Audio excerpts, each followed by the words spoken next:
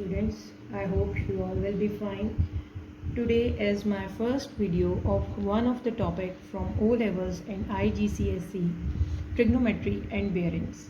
So before starting that trigonometry and bearings, it's important to learn about the different types of the triangle. So first of all, we should know that what is right angle triangle.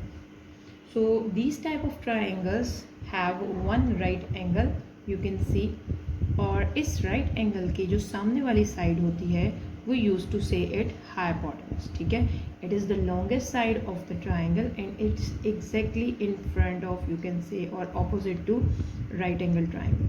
So whenever you have a right angle triangle, आप quickly उसमें identify कर लें कि what is your hypotenuse. तो ये exactly उसके सामने होगा. सेकेंडली, जो आपके पास जो दूसरी साइड होंगी, इट्स बेटर टू से them right now legs of the right angle. इसमें हम बेस और हाइट किसी को भी ले सकते हैं. This could be base. Later on मैं आपको जाके ये भी क्लियर करूँगी कि how you need to select base and height. Actually base and height depends upon the other angle then 90. So right now in right angle triangle, don't think about that. अभी के लिए आपके लिए इतना ही काफ़ी है कि ये जो आपके पास 90 डिग्री है, आप इनको कह लें कि ये दो इसकी लेग्स हैं. ठीक है, या आप इनकी आर्म्स भी बोल सकते हैं, arms of the right angle.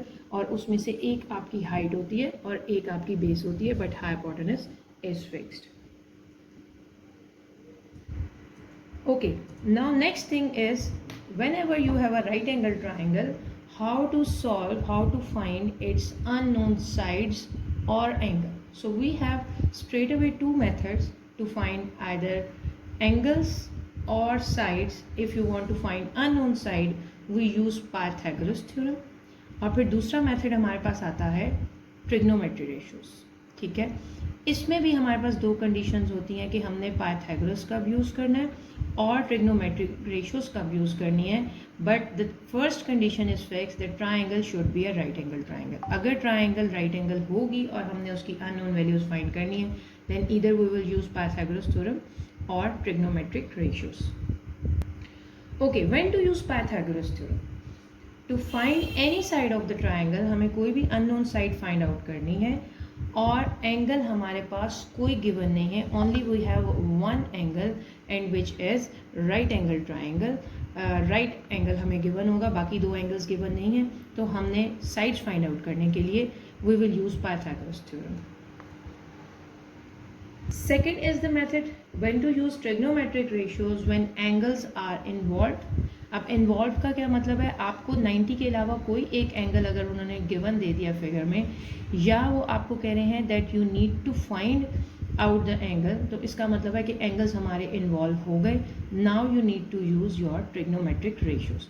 अब ट्रिग्नोमेट्रिक रेशियोज क्या है? First of all sine theta, it's perpendicular over hypotenuse.